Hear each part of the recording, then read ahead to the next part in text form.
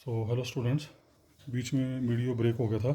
So I am continuing with question number 42 again. Explain the strain energy function and its connection with Hooke's law. And उसी तरीके से second question पूछा है, third पूछा है. Show that the work done by the external forces in altering the configuration of the natural state at time t is equal to the sum of kinetic energy and strain energy. Simple भाषा में अगर बात करें तो उसका मतलब ये है कि जो भी एक्सटर्नल फोर्सेस के द्वारा वर्क डन होगा that is equal to sum of kinetic energy and strain energy. और define strain energy function, discuss its connection with Hooke's law. तो ये डिफरेंट तरीके हैं क्वेश्चन पूछने के. So okay, solution. The energy stored in a body by virtue of its deformation is called strain energy. Strain आपको पता है क्या है, ठीक है. डिफॉर्मेशन की वजह से जो वहाँ पर पैदा होती है, कंसेप्ट पैदा होता है, that is called strain simply. The energy stored in a body by virtue of its deformation is called strain energy. This energy is acquired by the body. Acquired by the body कब कब करती है acquire, ये body में कब आती है? When the body forces and surface tractions do some work. ठीक है जी. दिस में आल्सो भी टर्म्ड एज इंटरनल एनर्जी. इस स्ट्रेन एनर्जी को हम इंटरनल एनर्जी भी बोलते हैं. It depends upon the shape and temperature of the body. Very important. ये जो इंटरनल एनर्जी है, it depends upon the shape and temperature of the body.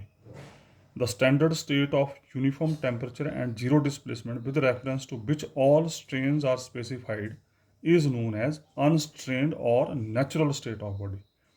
ठीक है, तो जो स्ट्रेन्ड नहीं होगी उसको बोलेंगे हम natural state of body. If a body in natural state at time t equal to 0 is subjected to external forces, then there will be deformation in the body. ठीक है जी. If p of x1, x2, x3 be any point of the body, point लिया हमने कोई body के ऊपर, in natural state at as time t, then at any time t plus dt. तो dt time period के बाद, मतलब कुछ फ्रैक्शन ऑफ टाइम पीरियड के बाद, the coordinate of p becomes, initial stage के ऊपर कोऑर्डिनेट क्या थे? x1, x2, x3. तो dt टाइम पीरियड के बाद हमने मान लिया जो पार्टिकल की पोजीशन चेंज हुई, that is changed by x1 goes to x1 plus u1, x2 to x2 plus u2 and x3 to x3 plus u3, where ui are component of displacement. मतलब t time period में position थी p x1, x2, x3, तो t plus dt time period, मतलब dt time period के बाद position क्या बन गई? p of x1 plus u1, x2 plus u2, x3 plus u3, where ui are component of displacement. Simple. The displacement of p in the interval t to t plus dt is given by. तो displacement आपको पता है, वैसे basically formula आपको पता है. Displacement over time is equal to velocity. Displacement over time is equal to velocity. तो displacement क्या होगी? Velocity into time. तो वही लिखा है यहाँ पे. तो displacement is rate of change of this displacement, that is velocity into time. This is velocity because ui is displacement, rate of change of displacement is velocity. So velocity into time, that is equal to displacement, or we can write it as ui dot dt. So work done क्या हो जाएगा? Work done in dt seconds. इस dt time period के दौरान work done क्या होता है? Work क्या होता है? Force into displacement. तो dt टाइम पीरियड में वर्क डन क्या हुआ? Work done in dt seconds by body forces on a volume element d tau. Volume element d tau, इस एलिमेंट के अंदर इतने टाइम पीरियड में वर्क डन क्या होगा? तो वर्क डन होगा फोर्स इंटू डिस्प्लेसमेंट. तो फोर्स इंटू ये आगे डिस्प्लेसमेंट, मतलब डिस्प्लेसमेंट की तरफ बिहेव करें. यू आई dot force into displacement. D T time period में तो डी टी से मल्टीप्लाई कर दिया, डी टॉ वॉल्यूम में तो डी टॉ मल्टीप्लाई कर दिया. मतलब इस वॉल्यूम के अंदर इतने टाइम पीरियड में ये वर्क डन होगा, फोर्स इंटू डिस्प्लेसमेंट. सिंपल. तो और सिंपल भाषा में अगर बात करूँ तो यू आई डॉट ये आ गया force. This is our force applied on the system and this is our displacement. ठीक है, डी टी टाइम पीरियड में ये डिस्प्लेसमेंट आपने बताई ऊपर. तो force into displacement, this gives the work done in volume d tau. ठीक है जी. और उसी तरीके से on the same lines surface forces, अगर सरफेस फोर्सेज एग्जिस्ट करेंगे सिस्टम में तो work done by surface forces on the surface element d sigma. Volume element लेंगे तो डी टॉ लेंगे, सरफेस एलिमेंट लेते हैं तो डी सिग्मा लेते हैं. ठीक है. और सरफेस फोर्सेज क्या होती हैं? टी आई न्यू, देख चुके हैं आप कई बार, टी आई न्यू. तो सरफेस फोर्स आ गई ये, डिस्प्लेसमेंट आ गई यू आई डॉट डी टी. तो work done by surface forces हो गया t I nu you I dot d T. और डी सिग्मा एलिमेंट में देखना तो डी सिग्मा से हमने मल्टीप्लाई कर दिया. ठीक है जी, कोई दिक्कत नहीं. Force into displacement, force into displacement. This force is due to volume element, this force is due to surface element. In same interval जो लिया था हमने t to t plus d t, in the same interval of time let epsilon be total work done. अब हमने ले लिया total work done epsilon. ये work done है ड्यू टू बॉडी फोर्सेस, ये वर्क डन है ड्यू टू सरफेस फोर्सेस, और total work done ले लिया हमने एप्सिलॉन। ठीक है जी, total work done by the body forces and surface forces. Body forces और सरफेस फोर्सेस के द्वारा टोटल वर्क डन क्या हो जाएगा, इन दोनों की जमा। Then rate of doing work on matter originally occupying same origin tau is, ये डायरेक्ट रिजल्ट लिखा है यहाँ पे, d D t epsilon, d D T of epsilon equal to, ये डी टॉ वॉल्यूम के ऊपर वर्क डन है तो पूरे वॉल्यूम के ऊपर देखना तो क्या करना पड़ेगा, over the volume tau integrate कर दिया तो integration over tau f I you I dot D tau plus उसी तरीके से ये जो वर्क डन है this is on element d sigma. आप पूरे सरफेस के ऊपर देखना चाहते हैं तो integrate over surface summation T I nu you I dot D sigma. ठीक है, और डी टी दोनों में लगा हुआ था, इस डी टी को उठा के हम इस साइड लेके आ गए। और अगर इसको थोड़ा डिटेल में देखना तो मैं डिटेल में आपको बताता हूँ, ये डिटेल है इसकी, ये rate of doing work is equal to, rate of doing is given by d epsilon is equal to integration over tau f I you I dot d T d tau plus integration over summation T I nu you I dot d T d sigma. उसके बाद दोनों side से, इन दोनों में से D T common लेके इस side आ गया, तो ये बन गया d D T of epsilon is equal to this, जो कि यहाँ हम बात कर चुके हैं। ठीक है जी, तो ये आ गया number 1। Where summation denotes the surface of unstrained region, this is unstrained region, state of natural state. ठीक है, तो अब हमारा टारगेट है इन इंटीग्रल को सॉल्व करना। तो पहले हम इस इंटीग्रल को सॉल्व करें, integration of summation T I nu you I dot D sigma लेके चला, इसको सॉल्व कर रहा हूँ, पहले सॉल्व करेंगे और रख देंगे यहाँ पे। ठीक है, तो integration of summation T I nu you I dot D sigma हम लेके चले। Integration of summation T I knew की वैल्यू पुट कर दी क्वेश्चन नंबर 22 से। क्वेश्चन नंबर 22 में it is proved t I nu is equal tau i j nu j you I dot D sigma. उसके बाद मैंने क्या किया, टॉ i J you I dot इकट्ठा कर दिया, न्यू जे मैंने बाहर कर दिया। उसके बाद यहाँ पर लगा दी मैंने Gauss divergence theorem. Now you are very much familiar with this Gauss divergence theorem, we have applied it so many times in previous sections. So tau ij ui dot nu j t sigma. So by Gauss divergence theorem, this summation converted to tau, and tau ij ui dot is differentiated with respect to xj, comma j का मतलब the derivative of this is with respect to xj. Basically the term is divergence of this, divergence of tau ij ui dot. तो divergence को we are writing differentiation with respect to xj simply. ठीक है जी, तो simple calculation और कुछ भी नहीं है। So further we are differentiating, now it is the product of two function which are differentiating with respect to x j. ठीक है, तो first function derivative second, second function derivative first, तो क्या बन जाएगा, tau I j into you I dot comma J plus u I dot into tau I J comma j. तो इसको differentiate करके हमने आगे डिफरेंशियल फॉर्म में लिख दिया इसको। ठीक है जी, तो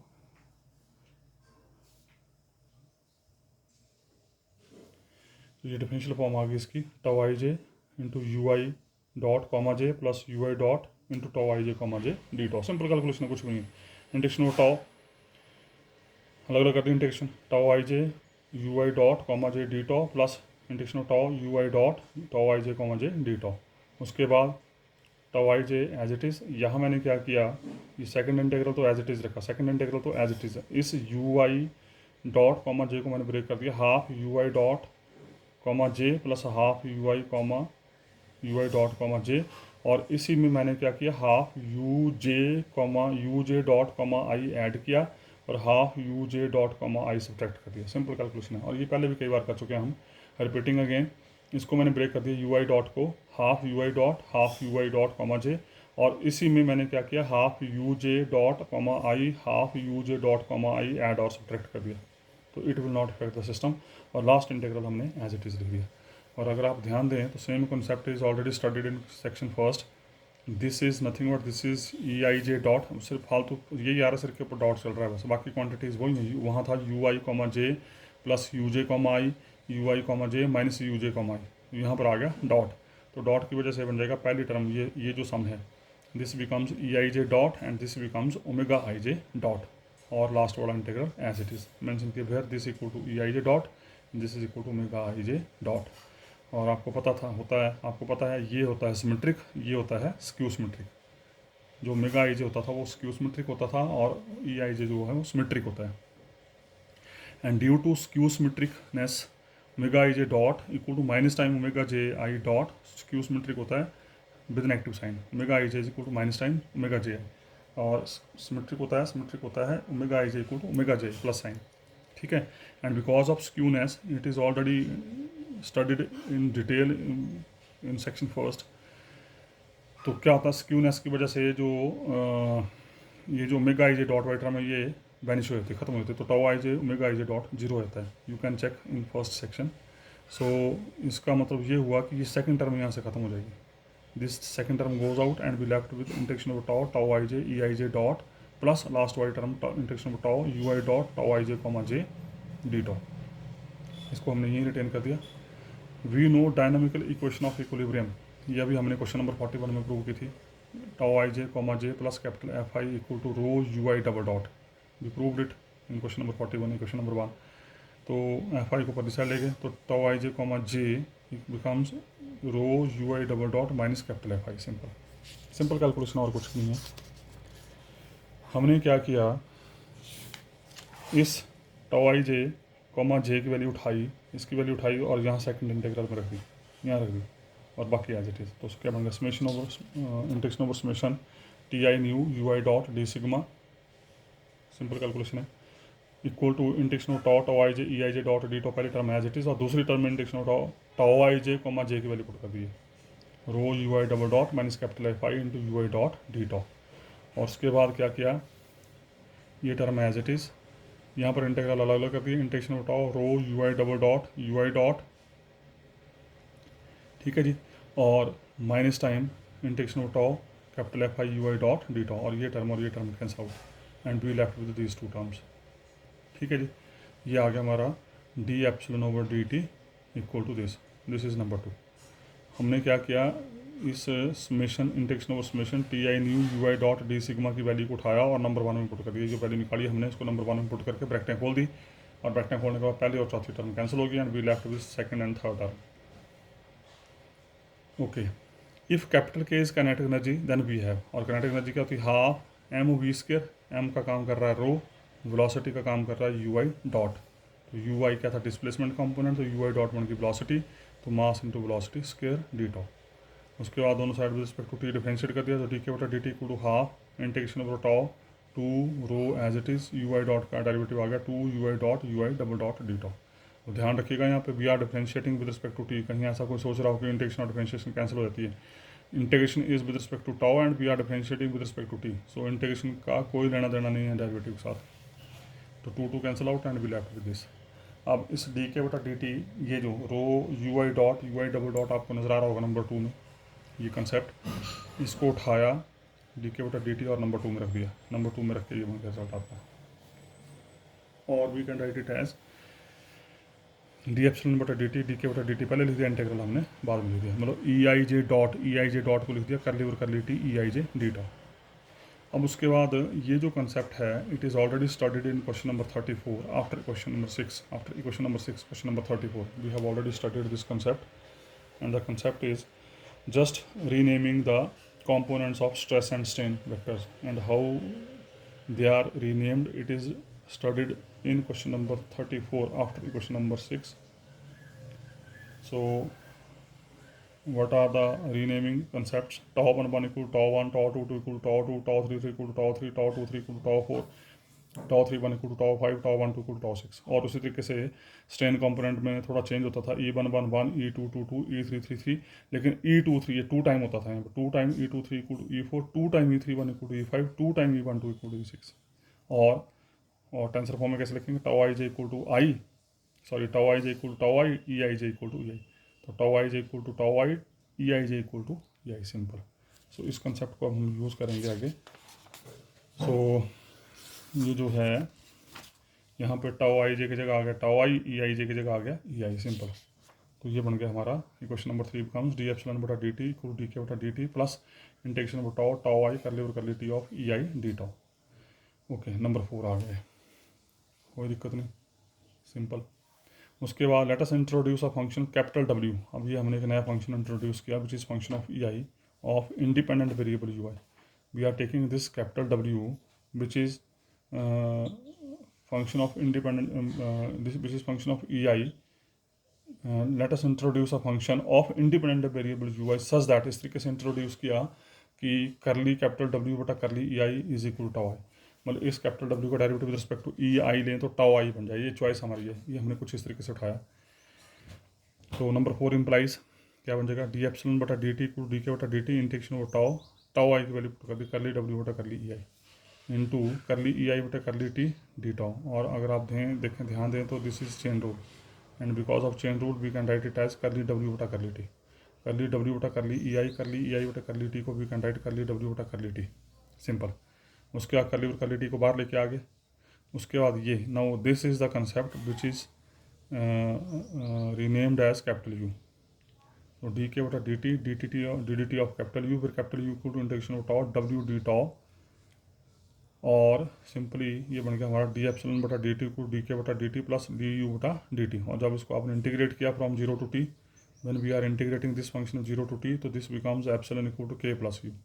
और यही हमने प्रूव करना था। एप्सिलॉन क्या था, total work done by the forces, K क्या था काइनेटिक एनर्जी, यू क्या है आपकी, यू है स्ट्रेन एनर्जी फंक्शन, फिर K is kinetic energy and U is called strain energy of the body and W is called strain energy function. ये W this is called strain energy function, और strain energy function की वजह से we get this strain energy. So ultimately we proved total work done is equal to sum of the kinetic energy and strain energy. So this is the article which we want to prove, simple. उसके बाद उसने physical interpolation पूछी है इसकी, epsilon equal to K plus you की। अगर पूछी होगी तो आपने आंसर देना है, नहीं पूछी होगी तो नहीं देना है। The work done epsilon by external forces in changing the natural state from 0 to t is equal to sum of kinetic energy and strain energy, ये हमने प्रूव करना था। ठीक है जी। The strain energy U is the energy stored in the body when it is brought from configuration of natural state to the state at time t, simple। If at time t the body is in equilibrium then k is equal to 0। ठीक है जी। मतलब अगर body आपकी equilibrium में है तो इसका मतलब वेलोसिटी जीरो होगी, वेलोसिटी जीरो होगी तो काइनेटिक एनर्जी जीरो होगी, and we left with epsilon equal to U, मतलब total work done is equal to strain energy itself. ठीक है जी। Okay, now the question number 43, define strain energy density function, how is it related to generalized Hooke's law, और obtain Clapeyron's formula, Clapeyron's formula, ये पूछा जाता है paper में कई बार। The formula is capital W equal to half tau I E I and Castigliano's result, and this is given curly W और curly tau I equal to C I J tau I J equal to E I. तो ये paper में पूछे गए हैं question. So the energy stored in a body by virtue of its deformation is called strain energy, बात कर चुके हैं हम पिछले क्वेश्चन में। This energy is acquired by the body when the body forces and surface tension do some work. This may also be termed as initial internal energy. It depends upon the shape and temperature of the body. ठीक है जी। So let us assume that strain energy density function capital W which is function of E1 E2 so on E6 छः लिए मैंने, can be expanded in the power series as, ये आपको थोड़ा सा याद रखना पड़ेगा कि जब इसको पावर सीरीज में एक्सपेंड किया, so let this is of the type 2W equal to C0 plus 2CI plus CIJ plus so on, ये थोड़ा सा आपको याद रखना पड़ेगा। We are taking this expression in terms of power series. So neglecting constant C not and higher order terms, C not को neglect करते हुए और इसमें हायर ऑर्डर टर्म्स को जब नेग्लेक्ट किया, because we are interested in only curly W बटा curly I, because we want to find curly W बटा करली आई। ठीक है, तो उस वजह से हमने क्या किया, कांस्टेंट को नेग्लेक्ट कर दिया और हायर टर्म्स को यहाँ पे नेग्लेक्ट कर दिया। So we left with 2W is equal to 2CI plus CIJ और बाकी अगली टर्म जो हम वो छोड़ दिया हमने।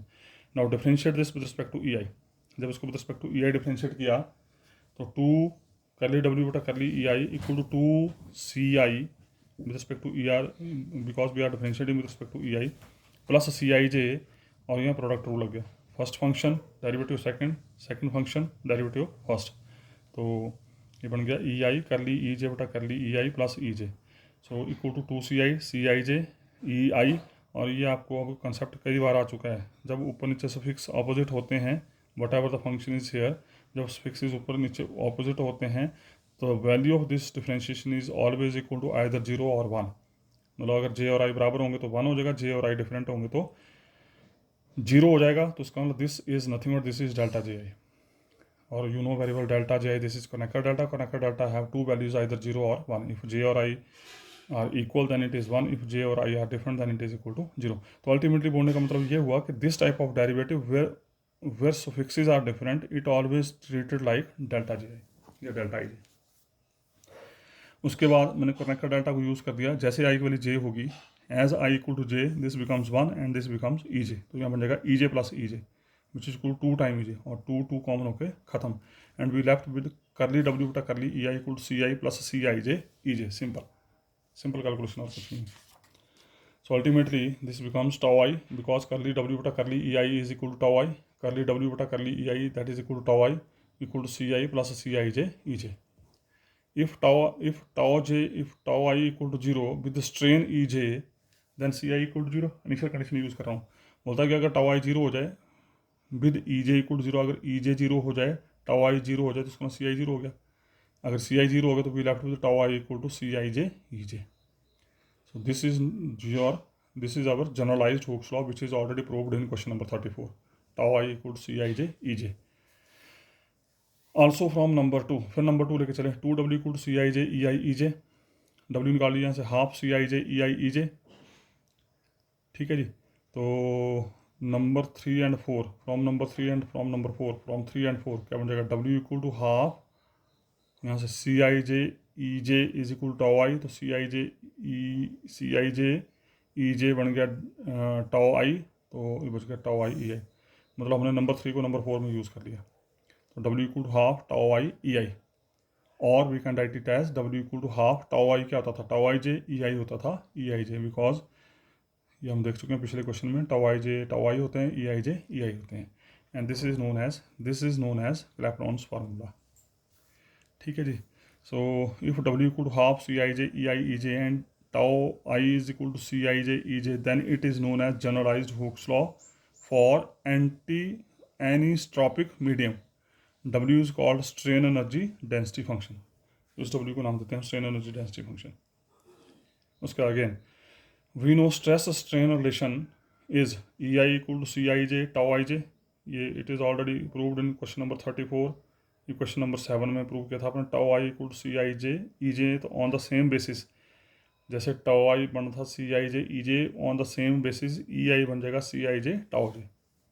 तो from 5 and 6, 5 और 6 को कंपेयर किया तो नंबर 5 में हमने ई आई की वैल्यू नंबर 6 से उठाई और पुट कर दी, तो क्या बन जाएगा, W equal to half c I J tau j, and again differentiate this with respect to tau i. जब respect to tau i differentiate किया तो हाफ सी आई j first function derivative second function derivative first, तो यहाँ फिर ये delta i j बन जाएगा, delta j आई बन जाएगा. क्यों? क्योंकि ऊपर टाउ जे है नीचे टाउ आई है, तो टाउ जे का differentiation with respect to tau i it is either 1 और it is 0, so this becomes delta j i, connected delta j i. तो ये बन गया half c I J tau i delta j i plus tau J.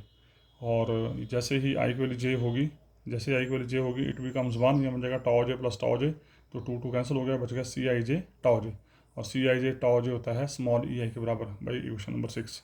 Equation number 6 में it is already done. तो ultimately finally curly W बटा curly tau i बन गया e I, and this is known as कॉस्टिग्लियानो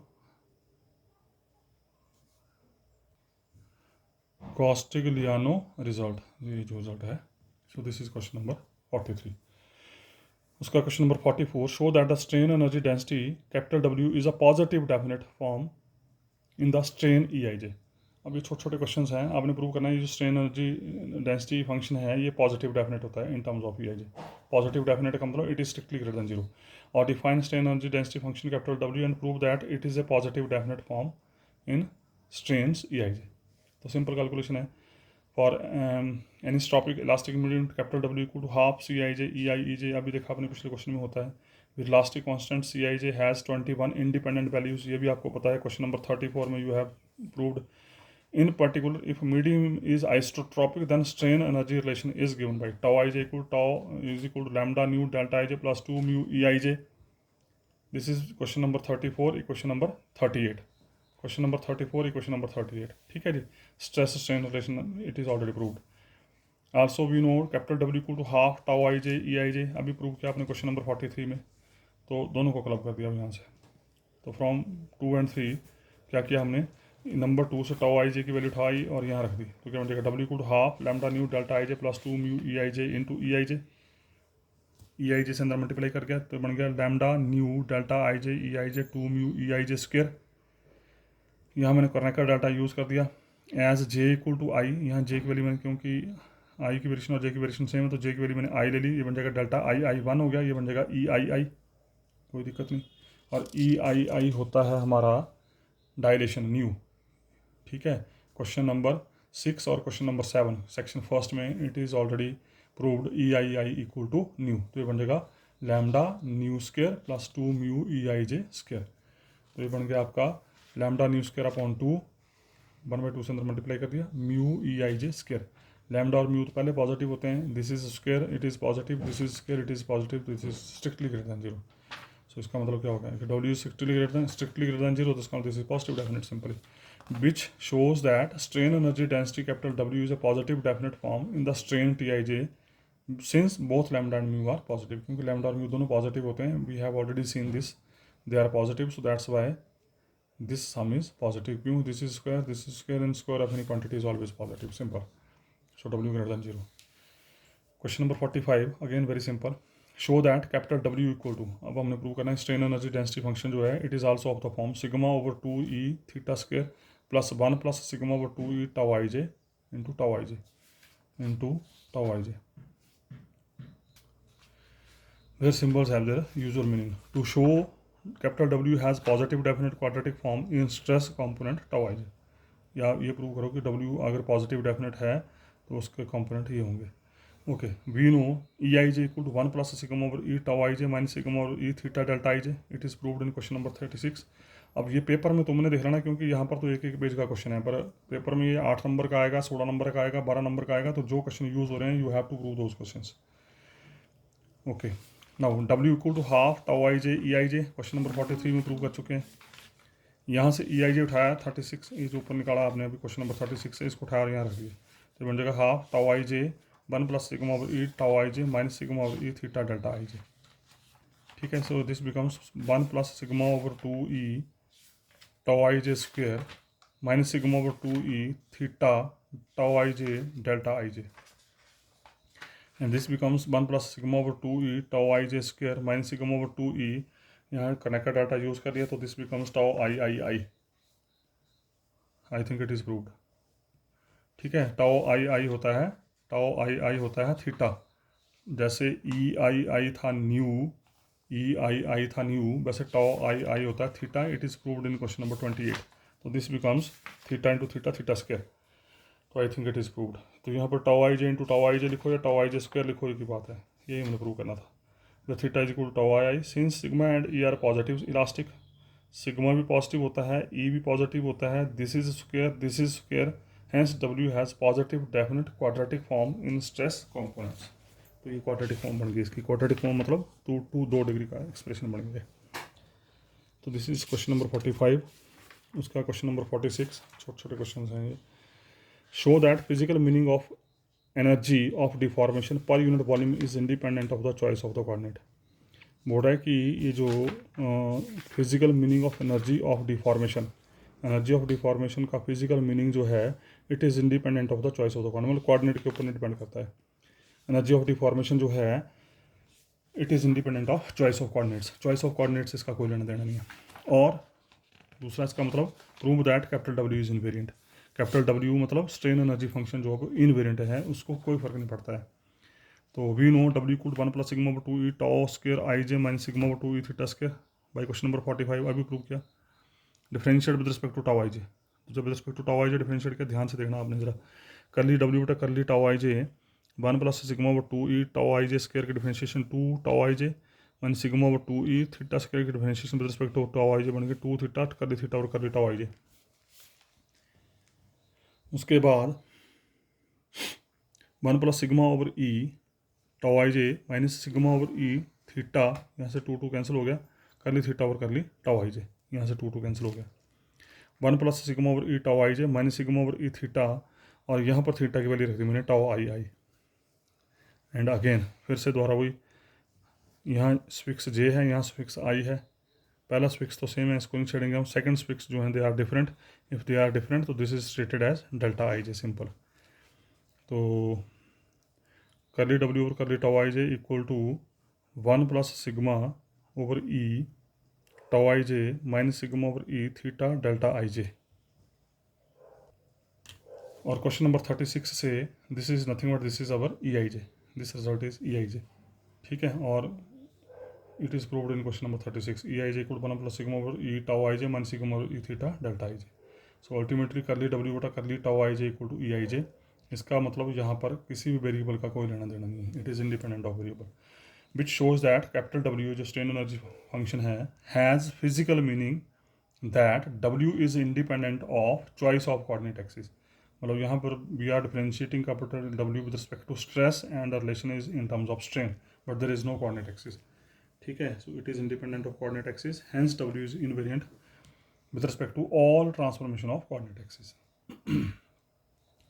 उसके बाद question number 47 is again important, state and prove Clapeyron's theorem, very important theorem, very very important theorem. If a body is in equilibrium under given system of body forces capital Fi and surface forces Ti nu, then strain energy of deformation is equal to the half of the work that would be done by the external forces acting through the displacement capital Ui from the state of equilibrium. That is, ये जो language लिखी इसका बोलने का मतलब ये है, that is integration over tau W d tau is equal to half of integration over tau capital F I you i d tau plus integration over summation T I nu you i d sigma. This is the meaning of that language. तो it is again simple one, simple calculation है और कुछ भी नहीं है यहाँ पे। Consider right hand side, हम ये साइड लेके चले, I am taking this side, we will prove this side. So half integration over tau f i capital U i d tau plus integration over summation T I nu you i d sigma हम लेके चले, ठीक है। अब बारी बारी से solve करेंगे, पहले इस इंटेग्रल को सॉल्व करते हैं। Integration over summation T I nu you capital U i d sigma लेके चले, और क्वेश्चन नंबर 22 से मैंने टी आई न्यू की वैल्यू पुट कर दी, टाउ आई जे न्यू जे, ठीक है जी। फिर उसके बाद टाउ आई जे यू आई मैंने क्लब कर दिया न्यू जे, और गॉस डाइवर्जेंस थ्योरम लगा के, गॉस डाइवर्जेंस थ्योरम लगा के summation converted to tau tau I J you I comma J d tau, और differentiate this function, product rule है first function derivative second, second function derivative first. हालांकि अभी हमने same चीज़ अभी पीछे डिस्कस की है, तो वही सेम रिजल्ट है। उसके बाद फिर क्या किया, इसमें यू आई कॉमा जे को हमने लिख दिया हाफ, इस यू आई कॉमा जे को मैंने लिख दिया हाफ यू आई कॉमा जे प्लस यू आई कॉमा जे हाफ टाइम, और उसी में मैंने half U J comma I add कर दिया और सब्ट्रैक्ट कर दिया ये, और करने के बाद ये बन गई टर्म, ये बन गई ई आई जे, ये बन गई डब्ल्यू आई जे, और ई आई जे सिमेट्रिक होता है, डब्ल्यू आई जे मतलब ओमेगा आई जे उसकी सिमेट्रिक होता है। And we left with integration of tau tau I j, this term becomes E I j plus omega I j, अब तो आप फैमिलियर हो चुके हैं इसके साथ, plus u i tau I J comma J d tau, और उसके बन गया integration of tau tau I J E I j, ये फिर डब्ल्यू आई जे जीरो हो जाएगा यहाँ पे, वही सेम कॉन्सेप्ट जो अभी थोड़ी देर पहले देखा था आपने, क्योंकि स्क्यू सिमेट्रिक होता है, स्क्यू सिमेट्रिकनेस की वजह से tau I J W I जे वही टर्म खत्म हो जाएगी, and we left with only tau I J E I j d tau, और second term as it is, simple. उसके बाद this becomes further equal to 2w d tau, ये this tau I J E I j, it is proved in question number, I think it is proved. तो ये tau I J E I J equal to W, this is your Clapeyron formula, question number 43। This result is because of question number 43, ठीक है। तो question number 43 में क्लैपलन फार्मूले की वजह से tau I J E I J equal to डब्ल्यू, और क्वेश्चन नंबर 23 की वजह से tau I J comma j equal to minus f i, tau I J comma j equal to minus capital F I.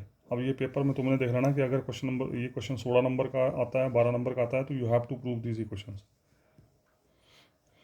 So therefore we left with what happens, half integration over tau capital Fi ui d tau plus integration over summation, ये लेके चले, मैंने कुछ नहीं किया, ये जो number 1 का लेफ्ट हैंड साइड लेके चले, ये वाली चीज़ लेके चले, और इसमें हमने integration over summation T I nu you i d sigma की वैल्यू रख दी, ये वैल्यू उठाई और यहाँ रख दी। जब रखेंगे तो ये एफ आई यू आई वाली टर्म कैंसिल हो जाएगी, and we left with 2w d tau, और दोनों से साइड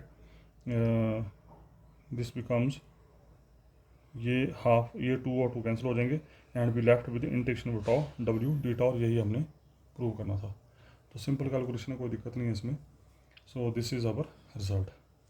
उसके बाद क्वेश्चन नंबर जो 48 है, this is discussion in general. मैं आपके लिए ये क्वेश्चन छोड़ रहा हूँ, यू विल डू ईजिली। तो सिंपल डिस्कशंस हैं और कुछ नहीं इसमें। सो ये है, establish the uniqueness of the solution of equilibrium of elastic solid और state the boundary value problem of elasticity, do they have unique solution, discuss. और discuss uniqueness of solution of boundary value problem in elasticity. तो अब ये दो question 48 और 49 मैं आपके लिए छोड़ रहा हूँ, तो you can do easily because in these question there is discussion only. So बताया गया है कि किस तरीके से बाउंड्री वैल्यू प्रॉब्लम होती है, क्या होती है, क्या उसका सोल्यूशन एग्जिस्ट करता है, अगर एग्जिस्ट करता है तो क्या वो यूनिक है कि नहीं है, तो वही डिस्कस करना है। ठीक है, तो this is our first page for this question number 48। You can pause the video and solve it. उसका ये page number 2, this is page number 2।